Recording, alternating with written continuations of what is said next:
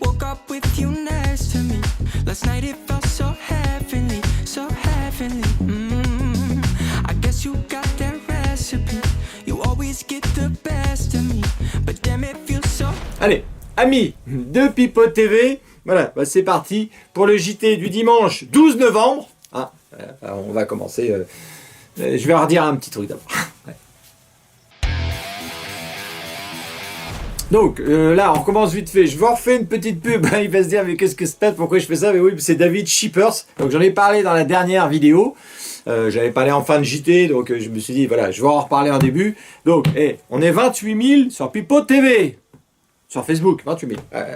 Donc, il y en a bien 1000 ou 2000 qui peuvent aller s'abonner. Non, mais c'est, voilà. Donc, je vous demande, mes abonnés, c'est un ordre. Voilà. Allez vous abonner à sa chaîne, soit Facebook, soit YouTube. Je vous mettrai le lien dans la description, donc c'est facile. Allez, faites-le, même si vous n'avez pas. Mais vous allez vous marrer, vous allez voir. Donc, c'est des vidéos, c'est ce Lascar-là. Alors, c'est pas un ami. Alors, ça pourrait être un ami, ça, c'est sûr que c'est un collègue de travail, avec qui je me suis bien marré. D'ailleurs, sur le site d'Octoton, là, j'ai fait une petite interview avec eux, là, avec tout le monde, puis ils ont laissé entendre que tous les deux, on aurait bricolé dans la guitoune. Non, attention, j'ai pas... non, là, ça, j'ai pas trop à passer. En plus, on n'a pas eu le temps. Donc, de toute façon, non, non, voilà. Donc, ça me fait plaisir. Abonnez-vous à sa page, voilà, allez voir les vidéos, vous allez voir. D'ailleurs, le cri du pangolin numéro 4 est sorti, et vous allez voir que c'est du très bon. C'est un complotiste. Il est 100% complotiste aussi. Et même peut-être encore plus que moi. Oh oui, j'ai l'impression. Voilà. Bon, allez, on s'en fout du reste. Je regarde. J'ai tout dit. Allez, c'est parti pour le premier sujet. Voilà. Allez. Alors, en bref, donc on commence avec Christine Coton. J'ai pas vu son nom, Coton. Elle est biostatisticienne. Oui, j'ai du mal à parler comme ça. Donc, elle nous signale que les médecins recevraient cette petite lettre. Donc, une prime sous forme de chèque pour ceux ayant le plus fort taux de participation à la vaccination, grippe, Covid, confondu pour la campagne 2023. Il te file du pognon si tu injectes. Ça devient un concours d'injection, quoi. Voilà, tout simplement. Là, la santé publique avec des primes, ça me gêne un petit peu. C'est pas des commerciaux pour les bonbons Haribo. Là, c'est quand même pour des produits. Quand tu t'es fait injecter ça, toi, après, tu dis merde. Oui, c'est pas pareil. Et moi, personnellement, je trouve ça gênant. Un peu comme les pissotières sur autoroute.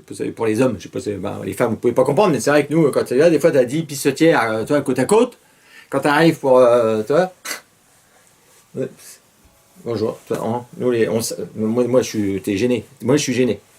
Et quand tu dois sortir ta bestiole, alors en plus, moi, je suis monté assez fin, c'est un petit machin. Toi, quand tu dois sortir le. Je la trouve pas. C'est gênant.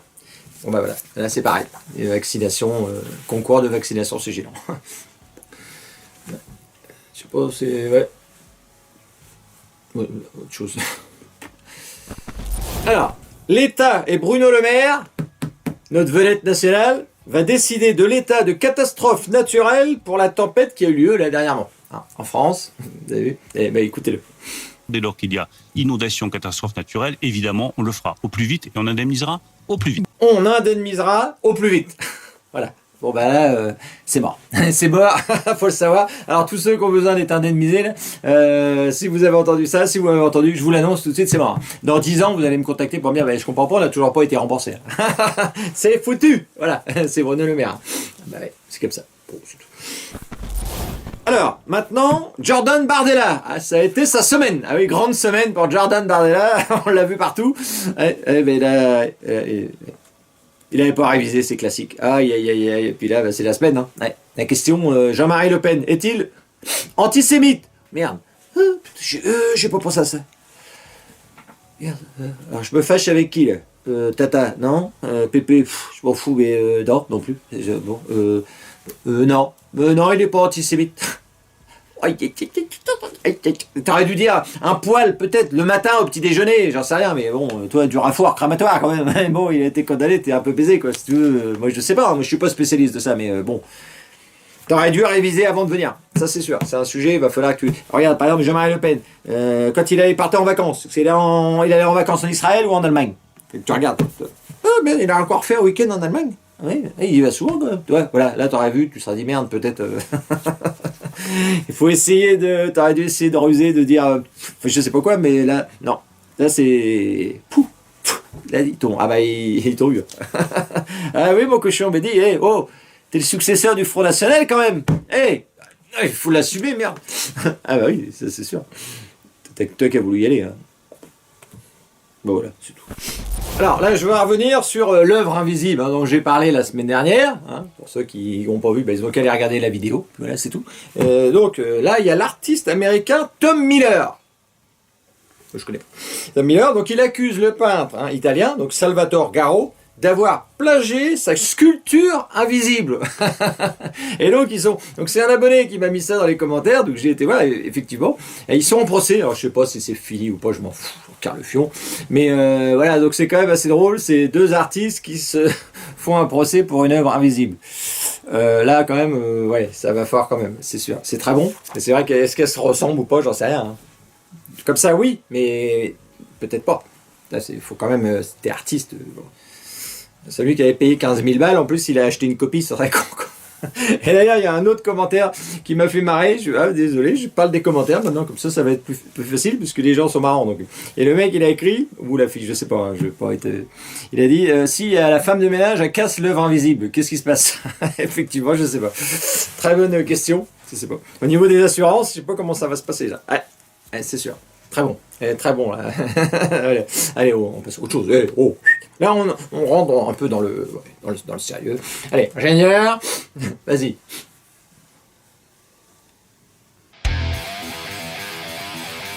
Alors, là, c'est un petit intermède. Je me permets. Donc là, on va se retrouver avec l'homme qui, en interview, dit toujours oui. Ouais. Et vous allez voir, c'est Gérard Larcher. Il est toujours d'accord. Ouais.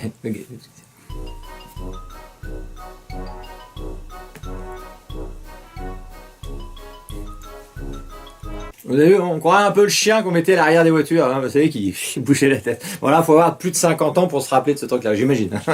Voilà, c'est tout. C'est tout. Alors là, c'était sur le journal Le Point. Il y avait un titre qui m'a interpellé, c'était marqué « Les idiots utiles de Marine Le Pen ». Alors, donc dans ce titre, je me suis dit, ça c'est qui? Est-ce que c'est sa famille, ses amis? Enfin, je ne savais pas trop. Donc j'ai quand même écouté ce qu'elle disait. Donc là, la journaliste, vous allez écouter. Hein, elle parle de Marine Le Pen, qui veut être la maman des Français. Et écoutez ce qu'elle dit, vous allez voir. C'est une information qui peut sembler relever des gazettes people, et pourtant, au mois de mars, à l'âge de 55 ans, Marine Le Pen va devenir grand-mère pour la première fois. Or, ça n'est pas si anecdotique, tant ça vient parachever la stratégie de normalisation qu'elle a entamée depuis de longs mois pour apparaître, comme le dit un proche, comme la maman des Français, la moutie hexagonale. Donc vous avez vu, hein, je trouve ça, Marine Le Pen va devenir grand-mère pour la première fois au mois de mars. Donc là, c'est prochainement, c'est quelque part. Donc elle dit, hein, l'information peut paraître anecdotique, mais elle vient parachever la stratégie de normalisation qu'elle a entamée depuis des mois pour apparaître comme la maman des Français. Alors déjà, elle va devenir la grand-mère des Français. C'est pas pareil. C'est sûr. Voilà, quoi qu'on pense de Marine Le Pen, hein, moi je m'en fous. Mais quand même, cette journaliste, là, Nathalie Choc, donc elle laisse entendre qu'elle elle ferait engrosser sa fille ou sa belle-fille, je sais rien, vas-y, fais-toi machiner, et pour avoir de la morboille au mois de mars, pour après apparaître comme la mère des Français. Voilà, pour un coup, c'est la grand-mère, c'est vrai que j'ai déjà dit, mais c'est vrai. Et alors bon, c'est vrai qu'elle a envie de gagner, ça. Alors on le sent quand même, elle a envie de gagner, et puis c'est vrai que la loose, c'est lourd à porter. Mais alors là, de là à provoquer, peut-être même elle avait déjà prévu de faire des enfants pour se dire, comme ça je serai la mère des Français, puis après, peut-être elle avait carrément imaginé, je sais pas, ça me paraît, la ficelle me paraît un peu grosse, mais bon, je suis pas spécialiste, je suis pas journaliste professionnel, hein, c'est sûr. Mais c'est vrai que des fois il y a des gens qui sont, alors moi je me dis complotiste, hein, donc on est une chaîne, hein, 100% contre Office, hein, on a le logo, j'ai déjà dit, on a le tampon, on a tout. Mais là, non. Là, je pense qu'on est monté en gamme. Après, on peut imaginer aussi, et ça, est-ce que Macron, il aurait épousé une grand-mère pour avoir les voix des vieux? Remarque. Non. Ouais, ce serait quand même un peu dégueulasse. Hein? Ingénieur, je te réveille ou quoi? Ouais, non. Oui, non, je sais pas. Je pense pas quand même. Non, et non. Non. Alors, encore un nouvel intermède. Il y a des petits intermèdes maintenant. Donc, on se retrouve à nouveau avec Gérard Larcher. Parce que c'est vrai que l'homme qui dit toujours oui aux interviews. Et bon, là, il a mérité un bon petit repas. Et puis, voilà. Allez, il va manger et ça nous fait plaisir. Allez, bon appétit, Gérard.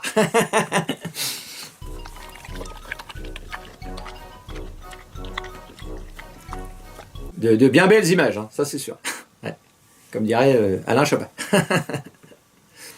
Faut avoir la ref. Alors là, c'est un sujet délicat, c'est sûr. Sujet sérieux. Hein, donc la régularisation des travailleurs des métiers en tension. Écoutez ce que dit Maude Bréjon. Moi j'aime bien, elle a fait un peu cochonne, je trouve. Vas-y. Je veux dire qu'à mon sens, la question de la régularisation des travailleurs dans les métiers en tension, ça ne doit pas être une question d'aile droite ou d'aile gauche. Donc la régularisation des travailleurs des métiers en tension n'est pas une question d'aile droite ou d'aile gauche. Voilà. En gros, c'est pas l'affaire de Mélenchon ou de Marine Le Pen, hein, c'est l'affaire de tout le monde. C'est vrai qu'ils chicorent un peu là-dessus, voilà, comme des cons, ça c'est clair. Hein. Donc, elle nous explique, Maud, que ces travailleurs sont là depuis des années. C'est vrai. Mais pourquoi faire ? On le sait tous, on a des gens aujourd'hui qui sont chez nous depuis des années, qui travaillent sur notre sol. C'est les gens qui gardent vos enfants, c'est les gens qui font le ménage chez vous, c'est les gens qui font le ménage dans vos rues, qui font la cuisine ou la plonge à l'arrière des restaurants. C'est de ces gens-là qu'on est en train de parler. Ils gardent vos enfants, ils font le ménage chez vous, ils font le ménage dans vos rues, ils font la cuisine ou la plonge dans des restaurants. Voilà. Et ben, moi je trouve qu'elle a raison. Voilà. Parce qu'il y en a qui voudraient qu'on se passe de ces petits esclaves. Et on dit en plus, ils respectent nos valeurs, bien intégrées et assimilées. Tu vois ? En plus, ils travaillent pour 1000 balles sans broncher. Quoi. Tu vois ? Et ils peuvent te laver tes chiottes. En plus, oui, bien sûr, voilà. Et donc, on va essayer peut-être même bientôt de les remettre dans les champs de coton. Bah oui, alors. C'est des esclaves, oui, ça, c'est des esclaves, mais pour eux, parce que pour nous, moi j'ai pas de femme de ménage, non, on n'a pas de femme de ménage, et puis nos gosses, on les fait garder par la grand-mère, quoi. Non, ça c'est quand même leur petite vie à eux, quoi. Eux, il leur faut leurs petits esclaves. Non, pas nous. C'est pas le même monde, ça c'est sûr.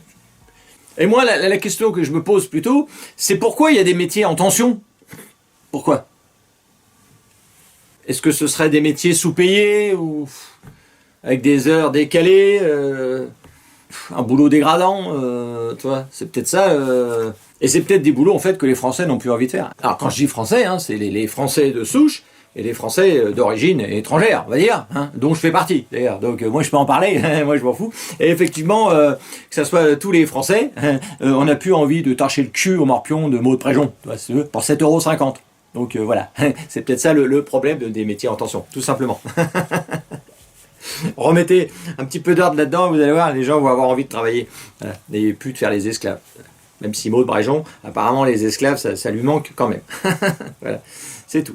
Allez. On se retrouve avec... c'est une petite pub. Je fais pas mal de pubs en ce moment. Ouais. Allez, je vais toucher du blé là aussi, là, attention. Voilà, vous allez voir, c'est un pizzaiolo. Ouais, donc c'est une publicité. J'ai été contacté pour eux. Donc c'est livraison express, ultra rapide. Donc si ça vous intéresse, c'est sur Paris. Vous allez voir, ça livre rapidement et c'est du sérieux. C'est clair. Voilà. Allez.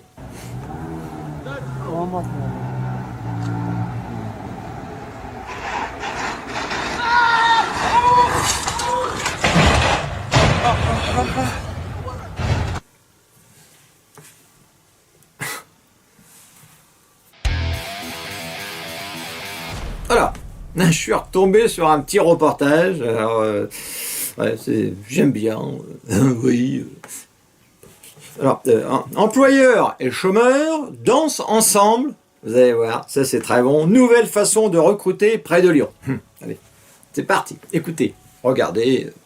Normalement, un entretien, c'est envoi de CV, réception, entretien en face à face, très formel. Et là, ce qui est intéressant, c'est l'aspect mise en mouvement, danse.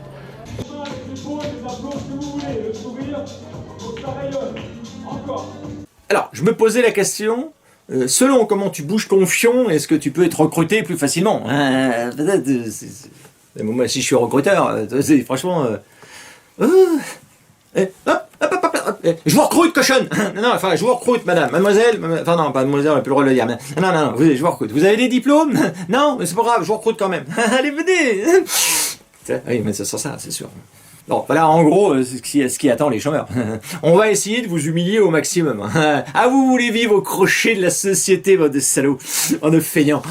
Non, c'est fini ça. Et c'est vrai qu'à Lyon, ils ont beaucoup de bonnes idées, je trouve. C'est vrai qu'ils avaient fait, l'année dernière, j'avais montré l'éco-sexualité. Je ne sais pas si vous vous souvenez, c'est des mecs qui dansaient avec une carotte dans le fion devant des gosses. Alors là, vous aurez aussi la carotte dans le fion, mais plus tard, automatiquement. Voilà, ouais, c'est une belle ville, Lyon, j'aime bien. J'aimerais bien y habiter même d'ailleurs. Ouais. Alors, là, un sujet, on va se retrouver avec Tofi, le chien non-binaire. Voilà, ça va voir. Ah oui, parce que vous comprenez. Donc vous allez voir, donc c'est vrai que maintenant il y a des genres, transgenres, binaires, non-binaires. Bon, ça c'est le moderne, ça c'est clair, c'est bien. Mais là, Tofi, vous allez voir, le chien, alors ou la chiette, je sais plus. Et regardez, tout simplement. Mon chien est un chien non-binaire. Alors, il s'appelle Tofi. Viens ici, viens Tofi. Hein? Était non-binaire, voilà. C'est un chien, c'est le premier non-binaire au monde. Alors du coup, j'ai fait quand même ma petite enquête. J'ai fait une petite enquête, vous allez voir. Et du coup, je me suis dit comment des animaux peuvent être genrés ou non binaires ou genrés ou non. Enfin, un petit début d'indice là dans cette vidéo. Regardez bien.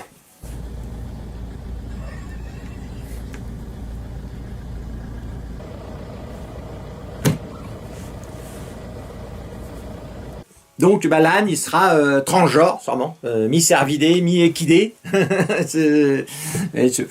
Alors il pourra avoir une saucisse, être non-binaire quand même, ça c'est sûr. Voilà. Bon, voilà. Enfin bon, ça c'est le moderne, c'est l'avenir, c'est le wokisme. Hein, et voilà, c'est... quelle belle société. Bah oui, ça va être quand même assez exceptionnel, j'ai l'impression. Voilà, bon allez, voilà, c'est tout ce que j'avais à dire, je regarde, non. Il va avoir une saucisse et être non-binaire. J'ai écrit ça. Voilà, ce JT se termine. Je voulais juste rajouter un petit truc. Je voulais parler encore d'une pub. Je fais de la pub pour cette folie. Mais non, je voulais parler là du film. Alors attention, un film polémique. Sound of Freedom. Alors qui a fait un gros carnage aux États-Unis. Apparemment 3e au box-office. Malgré que. Pourtant ils n'ont pas eu de. Non, ils n'ont pas été aidés. Ils n'ont pas été aidés, mais grosse vue. Donc c'est pareil en France. Donc il sort le 15 novembre. Là. Voilà, cinéma pour ceux qui veulent le voir depuis le temps. Donc c'est un sujet qui parle de la pédophilie dans les hautes sphères, évidemment. Donc en France, la pub, ils ont du malin. Alors il y a Libération qui en a fait une pub quand même. Ouais, ils ont fait un peu de pub et ça c'est bien. J'ai lu l'article. Grosso modo, donc ils ont dit Libération. Donc ils parlent de film. Ils disent que c'est un film complotiste. Voilà. Donc je pense que si Libération dit que c'est un film complotiste, vaut mieux aller le voir. Ça c'est clair. C'est un gage de qualité. Ah bah oui, là c'est sûr. C'est sûr que pour eux, tu vois, parler de la pédocriminalité dans les hautes sphères, non, ils n'ont pas l'air d'aimer ça. Non. Est-ce qu'ils aiment ça? Est-ce que c'est gênant pour eux de parler de tout ça? Je sais pas. Mais on peut se poser la question quelque part. Tu vois. Normalement, on devrait être ravis que des gens mettent ça sur le tapis, parce que c'est pas évident. Hein. Mais non. Voilà. Donc ce film-là, il sort, et puis je crois que ça, à mon avis, c'est important d'y aller. Même si... Alors apparemment, il n'y a pas d'image vraiment choquante, c'est suggéré, parce qu'ils ne veulent pas choquer les gens. Parce qu'évidemment, c'est pas évident à regarder des choses comme ça. Ça, c'est clair. Voilà. Bravo à Libération. Voilà, ils montrent leur vrai visage, là, quelque part. Allez, voilà, c'est fini. Et on se retrouve dimanche prochain. Donc, toujours Facebook, 18h et midi pour YouTube. On va changer sûrement prochainement, mais pour l'instant, on reste comme ça encore un peu. Voilà. C'est beau. Bon, allez, terminé. N'oubliez pas de vous abonner aussi, j'ai oublié de le dire, faut que je le dise à chaque fois. Woke up with you next to me. Last night it felt so heavenly, so heavenly.